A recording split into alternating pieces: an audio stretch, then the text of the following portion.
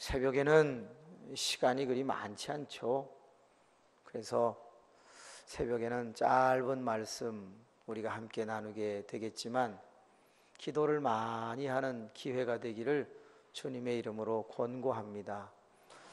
오늘 첫 번째 기적의 날, 첫 번째 말씀은 율법 인생이라고 이렇게 제목을 정해 보았습니다. 율법 하면 제일 먼저 뭐가 떠오르시나요? 십계명이 떠오르시죠? 십자 빼면 뭐가 떠오르나요? 계명. 율법 인생이라는 것은 계명 인생을 말하고 있습니다.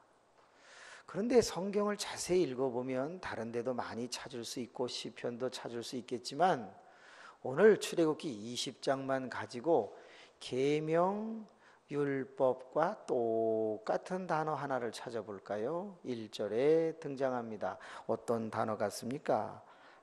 말씀이라는 단어입니다. 그러므로 율법, 그럼 우리는 법이라는 생각이 먼저 떠오르지만 그 법이라는 개념보다 더 편안하게 생각하면 말이라고 하는 단어가 떠올라야 하는 겁니다. 아하, 하나님이 하시는 말씀은 곧 우리에게 뭐다? 삶을 살아가는 규율이구나, 법이구나, 이런 것을 알아야 하는 것이죠. 그렇습니다. 저는 율법 인생을 다른 말로 하면 계명 인생 또는 말씀 인생 이렇게 바꿔서 생각합니다. 왜 이런 율법 인생으로 첫날 기적을 열어가는가? 한간에 구약 무용론이라는 게 대두되었습니다. 예수 그리스도가 십자가로 죽으시고 또 부활하셨다. 그러면 이제 율법은 필요 없다. 그러니까 구약도 필요 없다. 이렇게 구약 무용론이 대두되기 시작했습니다. 구약은 볼 거 없다는 거예요. 신약만 들고 다니면 된다는 거예요. 그래서 옛날에 그렇게 옛날도 아닌데 성경이 신약과 시편만 있는 거 혹시 아십니까? 그거 많이 들고 다녔습니다. 그래서 목회자의 설교의 약 73%는 신약만 하는 그런 여러 때가 있었습니다. 그러니까 구약을 공부한 학자들이 들고 일어났어요. 구약이 신약의 뿌리인데 뭔 소리 하는 거냐? 구약에 예언됐으니까 신약의 성취가 일어난 거지 뭔 소리냐? 구약 없이 신약이 없다. 그래서 구약만 설교하자. 그래가지고 구약을 설교하는 법이라는 책들이 또 확 나왔어요. 그러자 구약 절대론이라는 게 나왔어요. 구약 옹호론이라는 게 나왔어요. 신약이 아니야 구약이다 막. 그 교계에 이상한 이제 신비주의도 아니고 구약에 나오는 행동 양식 중에 먹는 것들을 따라가야 된다고 그래가지고 이제 고기는 먹지 마라, 또 뭐는 먹지 마라, 피는 먹지 마라, 이래갖고 구약 절대론, 구약 옹호론에서 구약에 나오고 있는 하나님의 백성이 취해야 할 것들은 이거다 해서 뉴 스타트 운동이라고 하는 걸 누가 했는지 아시죠? 이상구 박사로부터 막 또 한간에 바람이 불었어요. 안식일 교회만 부른 게 아니라 다른 데서도 기독교, 개신교, 미국에서는 안식일을 이단이 아니다 이런 얘기 하지만 우리나라에서는 이단이다 또 이렇게 얘기를 하잖아요. 그 이유가 여러 가지가 있지만 그 중에 구약 이 신복론, 옹호론, 절대론에 또 영향을 받고 있어요. 그러다 보니까 구약은 필요 없다. 구약은 있어야 된다. 막 이런 논쟁이 됐어요. 1절 하나만 가지고 우리 정리할 수 있어요. 그게 뭐죠? 구약이 왜 불필요한가요? 하나님의 말씀인데 필요하죠. 하나님의 말씀은 우리의 모든 삶의 법인데 규율인데 그 하나님의 말씀이 왜 불필요하겠어요? 그러므로 앞으로는 율법 그러면 행위를 강조한다. 그래서 율법 그러면 그것은 이미 끝난 것이다. 아니에요. 율법을 강조하겠다는 게 아니라 율법은 하나님의 말씀의 범주 안에 들어가는 한 표현일 수 있다라는 거예요. 시편을 읽어보세요.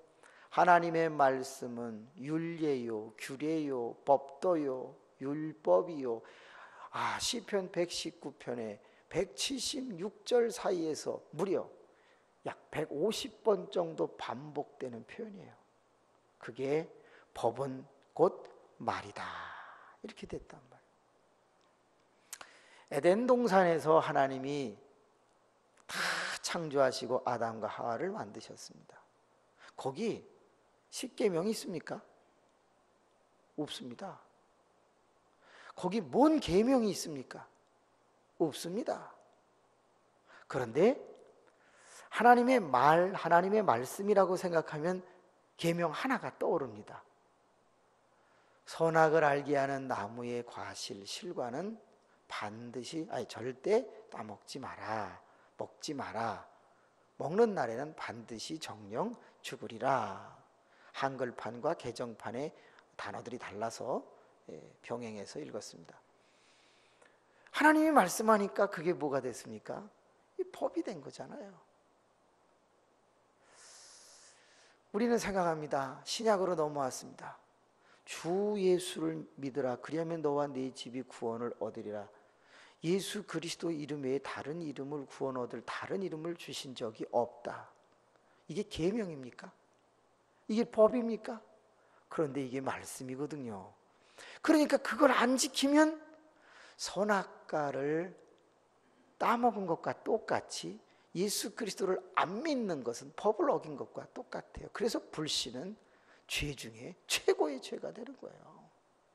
아무리 다른 것을 다 지켰다 하더라도 근본적인 로, 아주 본질적인 법, 본질적인 말을 어기니까 거기에는 구원이 어려운 거예요. 그래서 하나님의 말씀 이꼬르 하나님의 계명, 하나님의 율법이 된다는 거예요. 지켜야죠. 시대가 바뀌어서 지키기 애매한 것들은 그건 시대가 바뀌었으니까 지킬 어떤 상황이 못 되겠죠. 그런데 시대가 바뀌고 나니까 없던 지켜야 할 것들이 나오게 돼요. 저는 이렇게 생각해요. 요즘의 시대의 청소년들에게는 십계명이 하나님이 주신다면 돌판에다가 안 주죠. 아마 USB에다가 주든지 CD를 주든지 하나님이 받도록 하여라. 홍량아 저 산에 올라오도록 해라. 딱 하나님이 CD를 구워가지고 가지고 가도록 해라. USB에 다 메모리에 갖고 가도록 해라. 그러지 않겠어요? 근데 거기에 십계명을 딱 보니까 뭐가 있냐면 컴퓨터 오락을 하지 말라. 이런 게 왜 없겠냐 이 말이에요. 가만히 생각해 보라. 그러니까 계명이라고 하는, 율법이라고 하는 것에 갇히면 문제가 심각해요. 현대를 살아가는 사람이 구약에 빠지게 된단 말이에요. 그렇잖아요? 이 시대에 지키기 애매한 것들을 지키기 위해서 어떻게 보면 현실을 벗어나 버리는 일탈 행동을 해야 된단 말이에요. 그렇진 않죠. 그렇죠? 근데 법, 계명, 율법 이것을 하나님의 말씀이라고 생각하면 하나님의 말씀은 언제나 시대가 바뀌어도 존재하고 살아있고 응용할 수 있고 재해석할 수 있으므로 우리의 삶에 항상 새로운 법은 만들어지는 것이죠. 왜? 여기에는 법이 중요한 게 아니라 법의 정신이 더 중요한 것이죠. 따라합시다. 법은 관계를 시작하게 만들며 유지하게 만든다. 법이라고 하는 것이 바로 하나님과 우리 사이를 시작하게 하고 그것을 유지하게 만들어주는 거예요. 하나님의 말씀이라고 하는 것은 하나님과 우리의 관계를 시작하게 하고 유지하게 만들어주는 놀라운 힘을 가지고 있어요. 아니 왜 그럼 우리가 다른 신의 말을 들으면 안 됩니까? 안 되지. 왜 안 되는가? 1절은 2절은 우리에게 이렇게 말을 하고 있거든요. 우리 2절 말씀을 한번 합독합니다. 나는 너를 애굽 땅 종 되었던 집에서 인도하여 낸 네 하나님 여호와니라. 하나님이 누구시냐? 인도하시는 분이시다. 하나님이 이스라엘 백성들은 애굽에서 인도했고 우리는 일본에서 인도했다고 어제 말씀드렸어요. 그래서 우리를 출애굽시켜 주었어요. 하나님은 우리의 인도자이시지요. 인도자의 말을 듣지 않는다는 것은 범죄예요. 그걸 우린 불법이라고 말하는 것이지요. 그렇습니다. 하나님이 우리를 인도하는 것은 목자가 양을 인도하는 것과 같다. 양은 목자의 음성을 듣는다. 그러면 목자가 자기 양을 죽이겠느냐? 그럴 일이 없다. 푸른 초장으로 인도하시고 쉴 만한 물가로. 그렇습니다. 목자가 양을 인도하는 일은 내 소유이기 때문에 내가 더 잘해주기 위해서 인도하는 것이다. 그러므로 하나님이 우리를 구원하시고 예수 그리스도로 말미암아 새 생명을 주시고 옛사람을 버리고 새 삶을 살도록 우리를 새 피조물 만들어 주셔서 우리는 하루하루 살아갑니다. 그러니까 하나님이 우리를 살리시고 하나님이 우리를 인도해 가시니 우리는 그분의 양이요, 그분의 백성이요, 그분의 자녀이기 때문에 그분의 말, 그분의 법, 오늘도 우리는 따라갑니다. 그게 구약이든 신약이든 우리의 영혼의 관계를 유지하도록 도와주는 이 말씀을 벗어나서는 살 수가 없는 것이죠. 그런데 왜 말씀을 꼭 법이라고 말을 해야 되느냐? 절대성을 부여하고 싶은 거예요. 아니, 세상에 지켜야 할 것들이 얼마나 많겠어요. 근데 그거 다 어떻게 지키고 살아요? 그러니까 하나님이 그 이스라엘 백성들의 수준을 보고 꼭 지켜야 할 것, 그걸 아주 안 지키면 안 되는 것 같은 법으로 만들어요. 법 그러면 왜 겁나잖아요. 법 그러면 인생을 살아가면서 허다한 죄를 저질러요. 그런데 로마서는 이렇게 말합니다. 법이 없으면 뭐가 없다? 죄가 없다고 그랬단 말이에요. 그러므로 율법은 너희로 하여금 죄가 있는 것을 드러나게 한다. 죄가 있는 걸 드러나게 하니 죄를 속죄할 예수 그리스도의 필요성을 당연하게 만든다. 그래서 예수 그리스도는 그 법을 어긴 인생들을 당연히 구원하기 위해 예수 그리스도를 보내는 필연성을 갖는다. 이렇게 로마서는 설명해 가고 있단 말이에요. 그래서 우리는 신약에서도 당연히 십계명 이상 가는 많은 법들이 있어요. 이것을 꼭 지켜라 이렇게 표현은 하지 않지만 사랑하라, 기도하라, 기뻐하라, 이게 다 계명 아니겠습니까? 그런데 우리는 다시 한번 왜 율법 신앙이라는, 율법 인생이라는 쪽으로 우리가 돌아오는 걸까요? 신앙이 어릴수록, 처음 믿을수록, 중생하여 처음 태어났을수록 뭐부터 배워야 한다? 율법부터 배워야 돼요. 여러분, 우리가 어린아이를 얼마나 사랑합니까? 손주를 얼마나 사랑합니까? 자식을 얼마나 사랑합니까? 그 자식이 태어났을 때 다 해주고 싶지. 오죽 해주고 싶으면 못 먹는다고 자기가 씹어서 먹이겠냐고. 예? 근데 요즘 며느리들은, 애미나이들은 그걸 엄청 싫어하잖아. 더럽다고. 근데 옛날 어른들은 틀니 끼고 이래가지고 해서 그걸 다 먹여줬다고. 요즘은 어머니, 왜? 네 남편도 내가 이걸로 키웠다. 다 그래. 그래도 저렇게 근육질 멋있는 남편이 되지 않았니? 너희 괜히 유난 떨지 마라. 그러자 며느리가 여보, 우리 나가서 삽시다. 막 이렇게 되는 거 아닙니까? 맷돌 갖다 놓고 이렇게 갈아가지고 옆에서 삐질삐질 나오는 그걸 갖고서 이렇게 손주 먹이는 엄마는 없었어요. 그렇게 이쁜 손주나 자식도 법이 존재합니다. 다리 오므려! 애들이 할아버지 앞에서, 할머니 앞에서 쭉 뻗고 있으면 엄마나 아버지가 들어오면서 너 어서 다리를 뻗어, 무릎 꿇어.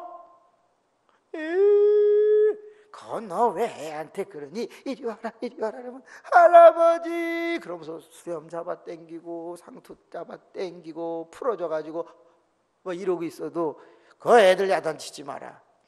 그러다가요 어느 날 갑자기 그렇게 사랑하던 애가 뭘 잘못하면 노발대발하는 할아버지의 곰방대나 회초리는 무섭습니다. 이 녀석이 봐줬더니 싸가지가 없어. 이리 들어와. 아버지도 들어와라. 괜히 손주 때문에 아버지까지 종아리 걷어라. 그래가지고 두들겨 맞으신 분 손 들어봐봐요. 그 집이 좋은 집이에요. 법이 존재하는 집이다 이 말이에요. 처음에 저는 이렇게 믿습니다. 은혜로 구원을 받았다. 은혜, 은혜, 은혜. 그러니까 형편없는 그리스도인들이 양산되기 시작을 했어요. 은혜의 축복, 은혜의 축복 맞아요. 그러나 그거는 결과를 말하는 것이지 과정은 여러분 법이어야만 해요. 법을 지키지 않는 자에게, 방종하는 자에게, 무법한 자에게 무슨 축복이 오겠습니까? 와봐야 어떻게 지키겠습니까? 그렇기 때문에 정말 바른 교회라고 하면 처음 믿는 사람들에게 벌써 예배의 법이라는 것부터 가르쳐줘야 되는 거 아닙니까? 예배의 법 빠지면 안 됩니다. 그 법입니다. 이렇게 가르쳐야지. 상황과 근황에 따라서 편리한 대로 하세요. 관계 더러워집니다. 성도 간의 관계도 더러워지고 하나님하고 관계도 더러워집니다. 1계명서부터 10계명은 그 많은 말씀 중에서 인간에게 관계의 시작, 이것은 꼭 지켜! 하는 관계의 시작과 함께 관계 유지를 위해서 반드시 필요한 것이었어. 옛날 주일학교에서는 제일 먼저 아이가 나오면요 4가지 했습니다. 첫째, 출석. 둘째, 헌금. 셋째, 요절함송. 넷째, 인도. 뻔한데도 3-4명 앉혀놓고 묻습니다. 너 오늘 출석, 너 지각했어? 다음에 그러면 안 돼. 너 헌금 어디 갖고 왔나 봐봐. 그래갖고 100원, 500원, 10원, 20원 그걸 확인하고 선생님이 수금했습니다. 다 걷어들였어요. 요절 안 해오면 상도 안 주고 야단도 치고 그랬습니다. 11조도 가르치고. 왜? 그건 법을 가리키는 거예요. 그렇게 배운 세대가 지금 대한민국의 기독교를 유지하고 있습니다. 요즘 세대들이 얼마나 기독교를 유지합니까? 너무너무 이상한 거 한번 보여드릴까요? 요즘 세대들이 아우리찌라는 걸 떠납니다. 선교여행이라는 걸 떠납니다. 돈 한 푼 갖지 않고 떠나는 경우도 있고 자기가 기도 많이 해서 도움 스폰 받아가지고 떠나는 경우도 있어요. 말도 통하지 않는 곳에 가서 3박 4일 동안 예수를 그 나라 말로 짧게 외워가지고 막 합니다. 문제는 뭔데? 그렇게 외국에 가서 내가 선교를 하고 단기 선교를 하고 돌아왔다 그러고 국내에서는 당장 돌아오자마자 어떻게 살아가는데 그들에게 무슨 법이 있는지 아십니까? 다시 예배 빠져. 다시 성경 공부 안 해. 그리고 아이들과 함께 다 맥주집에 가서 치맥해요. 치킨과 맥주를 먹는다고. 아니, 단기 선교 가서 뭘 하고 왔는데 자기 영적 충족을 이루었다고 그래서 율법 없는 삶을 산다. 아닙니다. 그런 건 아닙니다. 차라리 단기 선교 가서 외국 사람들에게 거창한 그런 일을 하지 못해도 그 돈을 가지고 고아원을 방문하시는 게 낫겠어요. 그리고 하나님의 법을 지키면서 똑바로 하나하나 가는 게 오히려 바른 기독교인을 양육해내는 것은 아니겠는가. 너무너무 법부터 시작하지 않는 교회, 법부터 시작하지 않은 가정, 법부터 시작하지 않은 그런 모든 일들이 다 하나 둘씩 무너져 내려가고 있다 이 말이에요. 너무나도 안타깝고 너무나도 속상한 거예요. 그래서 모든 신앙의 시작은 율법 인생일 수밖에 없다. 계명 말씀 일생일 수밖에 없다. 그렇게 인생을 살아가기 시작을 할 때 사람들은 하나님을 두려워할 줄 알고 하나님 안에서 하나님이 베푸시는 그 인도하심을 경험할 수 있게 된다는 것이에요. 저는 그런 얘기를 별로 들어본 적은 없습니다. 여기 계신 분들은 다 고학력자인 분들이 많으세요. 그래서 저랑은 좀 다르실지도 모르겠습니다. 뭐가요? 저는 한 번도 어머님이 공부 그만하고 좀 자라, 저 그런 얘기 들어본 적이 없습니다. 그죠? 시험 앞두고 밀려가지고 당일치기 할 때 뭐 한두 번 들어봤을까? 그럼 뭐 평상시에 공부를 열심히 했냐? 할렐루야. 웃는 것이 진실입니다. 그러지도 않았습니다. 제가 철들은 것은 84년도에 철들었습니다. 78년도 하고 78년도에 어머님을 모시고 살아야 되는 제 입장에서는 직업을 가져야만 했습니다. 그래서 공부를 열심히 안 하면 취직을 못하기 때문에 해야만 했습니다. 720명이 함께 경쟁을 하는데 적어도 100등 안에 들지 않으면 취업을 못했습니다. 이를 악물고 그때 한 번 했습니다. 그래서 반에서는 최고 올라간 게 2등, 전교에서는 21등까지 해보았습니다. 그래서 상업은행에 특차로 들어가게 되었습니다. 전산과에 들어가서 그때 EDPS라고 하는 큰 전자계산기를 이렇게 하는 그런 일을 했습니다. 84년도에 은행을 다니다가 방송통신대학 국어국문학과를 다니다가 제가 서울신학대학에 시험을 쳤습니다. 돈만 세고 밤에는 공부하던 주경야동하던 제 입장에서 일반 대학을 들어간다는 게 예비고사를 통과, 수능을 통과해야 되기 때문에 쉽지 않았습니다.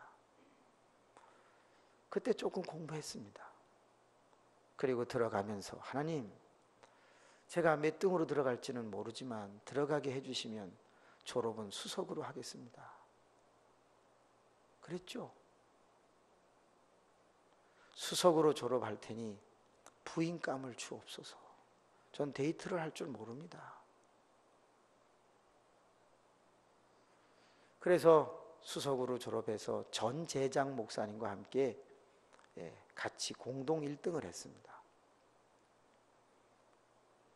그러자 부인감이 왔더라고요. 그게 강길순입니다.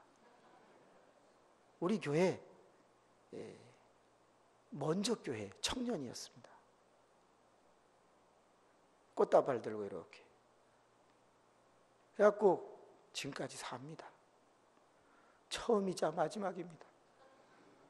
좀 골라볼 걸 제가 좀 잘못했다. 오늘 이제 집에 가면 죽었습니다. 2분 남았네요. 항상 6시 10분까지 말씀을 매일 전하도록 하겠습니다. 제가 열심히 해본 거는 그때밖에 없습니다. 그리고 목회를 시작하면서 한 사람이 제 입을 주먹으로 칠 때 뭐라고 그랬다 그랬죠? 조두. 열심히 나름대로 하고 있는데 한의사 고모모 집사라는 분이 주먹을 가지고 입을 탁 때리면서 조두 같은 새끼 말이 많어. 쥐뿔도 모르면서 제가 그때 이제부터 내가 이를 악물고 배운다. 그래서 9개의 대학을 다니게 된 것입니다. 너 그래, 내가 이제부터 무식하다는 소리는 듣지 말아야지. 지금도 너무너무 무식하지만 그때부터 이를 악물게 된 것이죠. 3년 전까지 대학을 다녔으니까요. 박사과정이라는 건 다 해보는 거니까 오죽하면 4개를 했겠습니까? 왜? 저는 조두 같은 새끼라는 말을 듣고 싶지 않았으니까. 우리 교인들을 곁길로 인도하는 걸 원치 않았으니까. 거기서 생각한 게 뭐냐?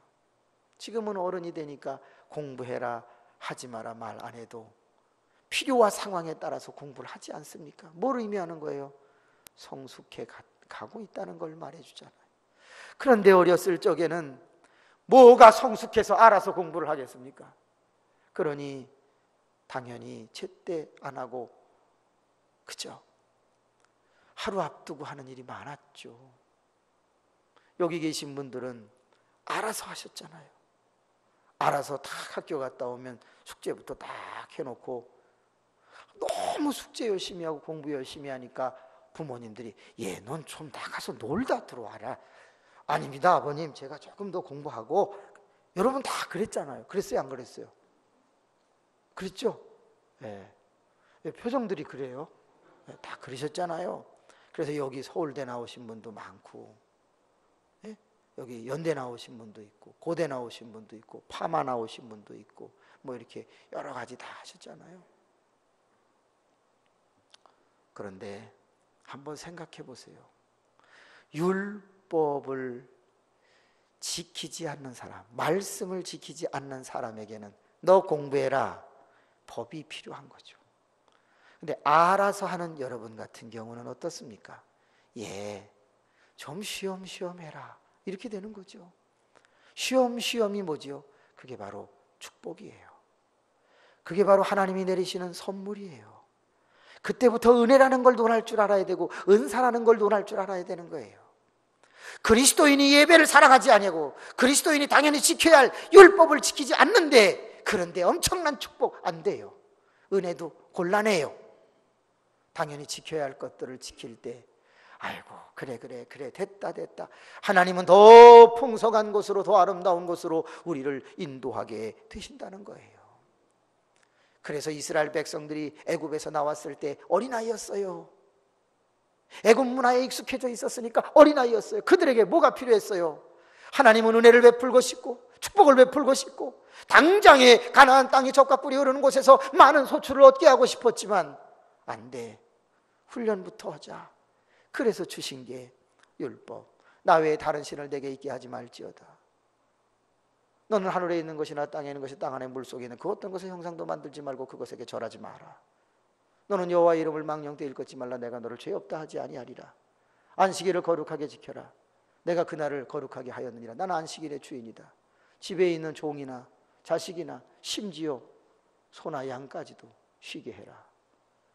내 부모를 공경하라. 간음하지 말라. 살인하지 말라. 도적질하지 말라. 거짓 증거하지 말라. 이웃 것을 탐내지 말라. 십계명을 왜 주셨겠는가? 이스라엘 백성들이 나와서 40년 동안 광야를 이동하면서 천막을 쳤다 풀었다 하는 그들의 입장에서 양이 섞이고 사람이 섞이고 내게 뭔가 사유재산이 생기지 아니하고 만나만 내리고 있는 그 가운데서 그들이 배워야 할 새로운 문화였던 것이죠. 오늘 우리 기독교인이 되면 세상에서 구출받았기 때문에 우리에겐 새로운 문화가 필요한 것이지요.